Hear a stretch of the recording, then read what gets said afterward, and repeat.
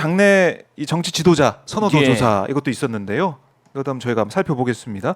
이재명, 한동훈 뭐 두 예. 사람한테 많은 뭐 관심이 쏠리고 있는 그런 조사이기도 한데 어떻습니까? 예. 이름은 이재명, 한동훈, 이낙연, 이준석, 홍준표, 오세훈 순입니다. 아, 뒤에가 순위가. 김동연입니다. 네. 이렇게 됐는데 지금 보시면은 지난달에 비해서 음. 지금 이재명 대표는 3% 포인트 올라서 26이 됐습니다. 아, 올랐다. 예, 이재명 예. 대표는 그리고 한동훈은 1% 올라서 23이 됐습니다. 오르긴 올랐네요. 오르긴 올랐습니다. 떨어지진 않았고. 그런데 한동훈 위원장 같은 경우 사실은 예. 거의 이제 팔도를 돌아다니면서 컨벤션 효과 이런 걸 좀 누리고 있었단 그렇죠. 말이죠. 그런데 생각보다 갤럽 조사에서는 많이 못 오른 그런 느낌이 듭니다. 그렇습니다. 음. 그리고 또 하나는 이제 이재명 대표 같은 경우는 여기서 3% 포인트가 올라가면서 네. 정당 지지도를 30% 방어했거든요. 26이 되면서. 예. 그런데 한동훈 위원장은 자신은 1% 포인트 올랐는데 당은 떨어졌어. 2% 포인트 아하. 하락했습니다. 이런 걸 아주 강하게 해석할 수는 없어요. 다 5.2 이내니까. 하지만 느낌만으로 보면 한동훈 위원장 이분은 네. 뭔가 개인기가 좋다는 얘기를 하지만 너무 개인기라 음. 팀 플레이가 안 돼서 팀 승리에는 도움이 안 되는 개인기인가? 네. 라는 생각을 할 수밖에 없어요. 지금까지는. 지금까지는. 그렇네. 개인 정치. 그렇죠. 이걸 하고 있다. 맞습니다. 아하. 그렇게 따지면은 참 뭐라고 해야 되나 23대 21로 이렇게 딱 붙었을 때 거의 붙었을 때 네. 어쩌면 보수 성향이신 유권자분들 그리고 또 국민의힘을 좀 좋아하시는 분들 이런 분들은 기대를 많이 했을 수도 있어요. 그렇죠. 이번 달에는 이게 크로스가 발생할 수도 있겠다. 그렇죠. 그런데 예. 지금 결과는 벌어졌어요. 오히려 격차는 5.2 내지만 살짝 미세하게 더 벌어지고 정당 지도는 네. 오히려 데드 크로스를 맞는 5.2 이내입니다. 그것도 의미를 크게 제가 의미를 크게 부여하는 거 아닙니다. 예. 예. 그래요. 예. 이렇게 되니까 사실은 지난달하고 비교해 보면 그래 그 전에 조사한 비교해 보면 이제 이 장내 정치 지도자 선호도 1% 이상 나오는 인사들이 줄었어요. 줄었습니다. 예, 6명, 7명인가? 7명이 됐네요. 예. 이 뒤에 있던 분들이 확 줄었죠. 안철수, 뭐 원희룡, 유승민, 이름 이탄희 한번 보여드리겠습니다. 안 보입니다. 예. 이제. 이렇게 아하, 안철수, 원희룡, 유승민, 이탄희가 이제 안철수는 빠지. 어디 갔습니까? 예. 예. 그다음에 여기 보면은 이제 민주당 쪽에서는 이재명, 그러니까 야권 쪽이죠. 이재명, 이낙연, 그다음에 이제 김동연 세 분으로 되어 있는 거고. 네. 여권에서는 이제 한동훈, 이준석, 홍준표, 오세훈인데 이준석 이분이 이제 별도로 따로 차렸지 않습니까? 네. 그렇게 따지면 지금 3+3 그리고 플러스 1입니다. 예. 그렇게 되어 근데 있고요. 여전히 양강은 이재명, 한동훈인데 각 이렇게 양강이 진영은. 되어 있고 여기에 이낙연, 이준석, 이른바 삼지대라고 예. 불리는 인사들이 예. 뒤에 있고 유승민, 오세훈 아하. 이렇게 되어 있고 여기 1% 올리는 김동연 지사도 네. 현직 단체장으로서 여기에 1%를 이렇게 올렸다는 것도 대단합니다. 지금 단체장 전혀 없거든요. 그렇네요. 그리고 그 지난 대선 홍준표 뭐 시장은 있지만 홍준표 네. 단체장이 홍준표가 있죠. 홍준표 시장. 오세훈 홍준표 시장은 오세훈 시장 단체장. 민주당 쪽에서 말씀을 드렸는데요. 김동연 지사만 있다. 홍준표, 오세훈 시장이 있습니다. 그래요. 그런데 뉴페이스로 요 말씀을 드리고 싶습니다. 네. 지금 이분 요렇게는 이준석은 뭐 등장한 건 아니지만 전부 다 대권 주자로서 언급은 됐던 분들이고요. 네. 예, 요렇게는 새롭게 등장한 분은 한동훈, 그다음에 김동연입니다. 김동연이 또 후보로 나왔었지만 네. 하지만 이제 사실은 새로운 얼굴로 좀 볼 수 있겠고 일단은 뭐 지자체장으로 있으니까요. 지자체장을 하고요. 그러면은 김동연 이분 1%도 아주 뭐 미래 여기 장내 정치 지도자거든요. 네. 다음 대권 주자가 아니고 그렇게 따지면 김동연 이분은 상당히 좀 주목을 받을 분이다. 이렇게 좀 보고요.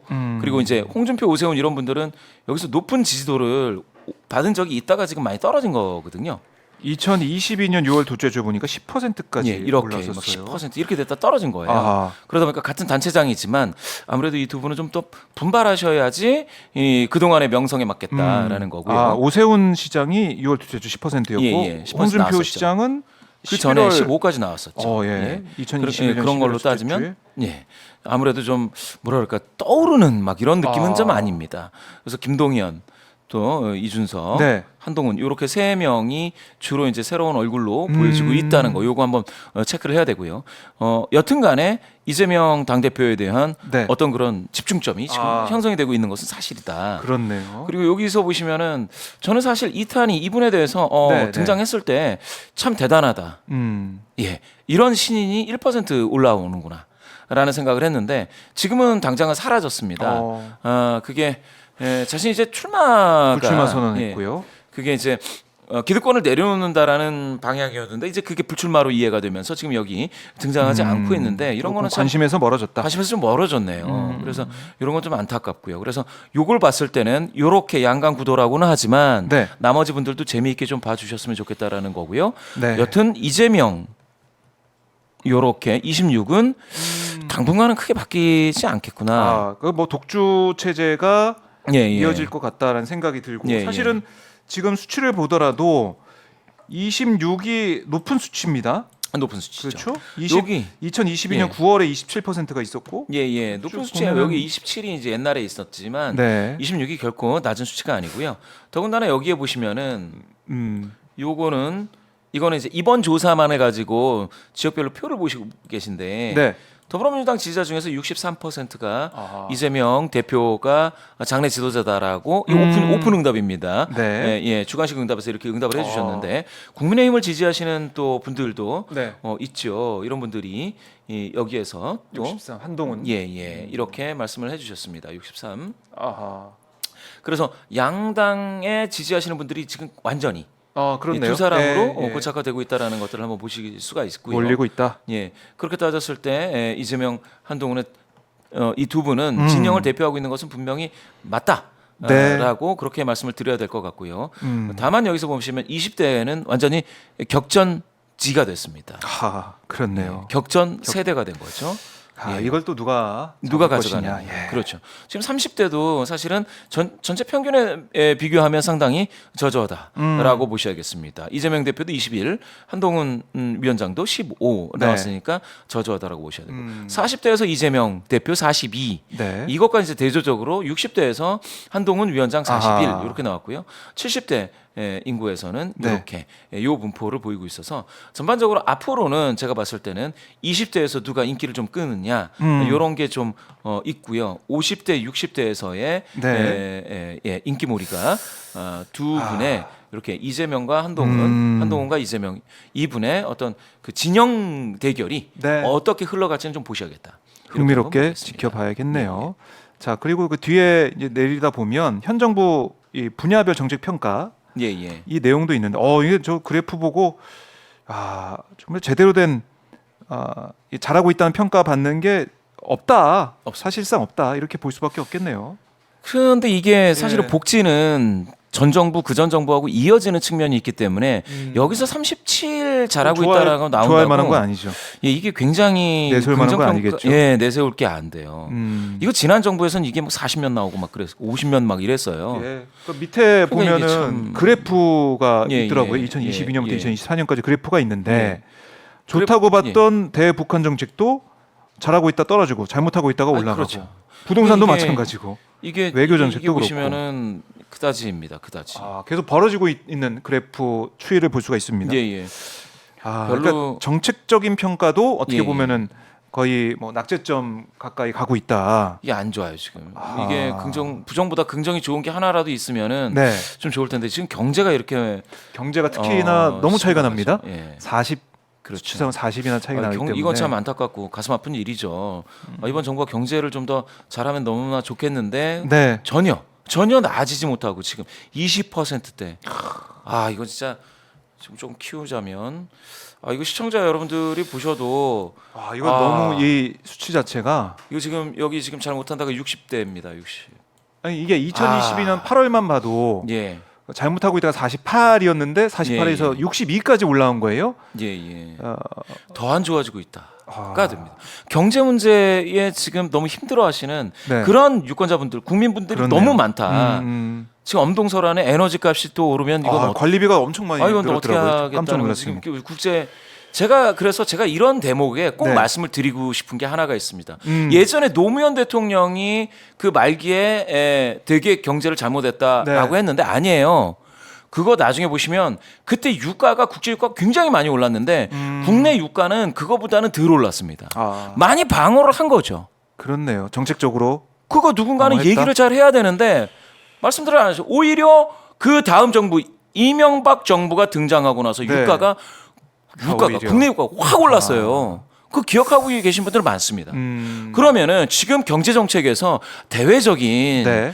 이런 악영향만 있다라고 할 것인지 전쟁 때문이다라고만 할 것인지 네. 정말 좀 경제 정책으로 방어를 해주면 서민들 지금 너무 힘들어하고 있고요. 그럼요. 중산층도 지금 무너지네 만해하고 있습니다. 지금 이런 것들을 어떻게 해야 될지 지금 이 수치만 보더라도 너무 가슴 아픈 지금 그런 많은 국민분들의 네. 평가 이거 보셔야 됩니다. 우리 이사님 난방비 많이 나오셨나 봐요. 오늘따라 또 화를, 제가 화를 내시. 아니 화라기보단 제가 못 내고 그거를 못 내고 있었어요. 못 예. 내고 있는 게 자동이체가 안 됐더라고요. 한꺼번에 내려니까 목돈이 나가더라고요. 진짜 깜짝 놀랐습니다. 네. 제가 뭐 웃음 섞인 말씀을 좀 드렸지만은 아니, 뭐 이게 개인적인 다 경험 때문은 아니고요. 예, 이게. 이게 지금 보고 계신 시청자분들의 공통된 생각일 것 같아요. 그렇죠. 너무나 난방비나 이 전기요금이나 가스비. 여러 가지 예. 공공요금 자체가 교통비도 마찬가지죠. 많이 오르다 보니까 너무 삶이 퍽퍽하다. 예. 또 점심값도 그렇고 점심 음. 너무 비싸가지고 도시락 싸서 다니는 분들이 계속 늘고 있습니다. 그렇죠. 그럴 정도로 맞습니다. 아낀다 아끼는데 또 월급 들어온 거 보면 다 그냥 스쳐서 나갈 뿐이고 더 아껴도 힘든. 수중에 남는 돈도 없고. 예. 이 북한 정책 요거는 제가 요 정책 중에서 한 마디만 짚어드리겠습니다. 네. 북한 정책이 이렇게 그나마 상대적으로 다른 것보다는 괜찮게 나오니까 이게 딱 붙었습니다. 예. 좋았어요. 그래프 다른 예, 걸 예. 비교해 보면은 예. 좋았는데. 좀 좋은 듯한 느낌을 받을 벌어졌어요. 수 있는데 예. 그게 이 대북한 정책 있지 않습니까? 이게 좀 약간 이념적 균열로 평가하시는 분들이 있을 수가 있지 않습니까? 좀 보수적인 분들이 북한 강경적인 어떤 그런 기조 속 시원하다 이렇게 해서 평가하실 수는 있는데 네. 그게 그것만으로는 되지 않는다라는 걸 좀 보셔야 되고요. 이번 조사에서는 북한이 굉장히 좀 강경한 대응을 했을 때 그런 발언을 쏟아냈을 때 네. 정부에 대한 평가도 좋아지지 않는다. 이거를 그대로 보여주고 있다. 그렇죠. 코스피가 1월 초에 확 안 무너졌던 좋다니까요. 것들. 결과적은 뭐냐면 평화롭게 관리를 해나가는 것이지. 뭐 북한하고 뭐 지금 당장 통일을 할 수 없다면 관리를 하는 것이고 북한의 강경한 자세가 좋다라고 하시는 분들이 있지만 그분들은 대통령실은 그분들은 이미 자기 지지자로 잡고 있으니 그분들 말만 계속 따르다가는 정말 어떻게 될지 모른다니까요. 그렇죠. 이거 지금 아예 안 좋아요.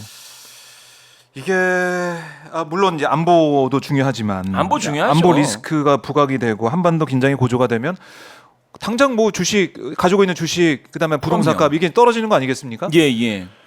내 재산이 줄어드는데 누가 좋아하겠습니까? 그러니까 평화, 관리 이게 중요한 시점이다. 이걸 국민들이 절감하고 있다. 철감하고 있습니다. 이건 관리를 해야 될 판에 지금 막 서로 간에 막 이렇게 말이 험악해지는 그 상황이 되고 있는데 제가 생각했을 때는 대북한 정책도 이렇게 되면 더 부정평가하시는 잘못하고 있다고 부정평가하시는 분들이 많아질 수 있다. 지금 많아졌어요. 그래요. 이 그래프가 예, 보여주고 이거 있습니다. 보셔야 됩니다. 증명을 하고 있습니다. 예. 자, 이렇게 윤석열 대통령에 대한 긍정 평가가 29%, 한 8개월 만에 20%대로 떨어졌다. 그리고 그 부정 평가 이유를 보면은 경제 민생 물가 거기다가 그렇습니다. 김건희 여사 문제 또 소통 미흡하다 이런 부분들 거부권 행사까지 들어가 예. 있으니까 대통령실에서 과연 여기에 해법을 보여줄 것이냐 아니면은 그냥 못 먹어도 고 하듯이 직진할 것이냐 모르겠지만 저는 우선은 KBS와의 대담에서 어떤 얘기가 나오는지 아마 그거 보고 정말 판단을 국민들 내리실 거라고 보는데 지켜보도록 하겠고 뭐 다음 주에는 설 연휴이기 때문에 저희 이제 분석이 없겠지만 한번 그 추이를 계속해서 지켜보도록 하겠습니다.